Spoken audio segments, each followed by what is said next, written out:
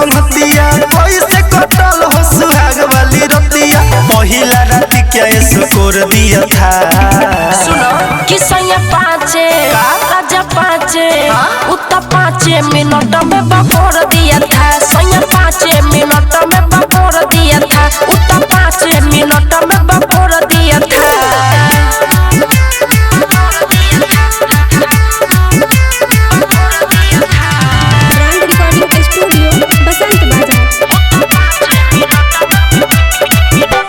लागता पलंगिया न हिलल बाहो तोहरा के मजा न मिलल बाहो काहे हो सुनो ना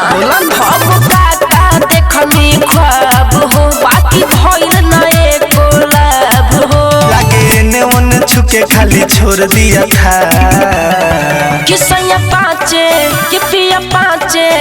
उत्ता 5 मिनट में बकोर दिया था सैया 5 मिनट में बकोर दिया था उत्ता 5 मिनट में बकोर दिया था। लागता बैरिंग होकर खराब हो गई बा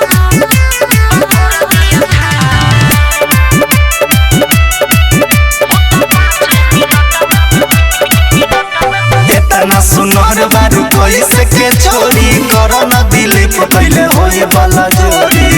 कहाँ कुछ भइल अरे काहे हो हम एही से ओइनी नहिरा हो फेरिया रबेदी ही छहिरा हो लागता समुंदर घकोर दिया था का कही हमर सैया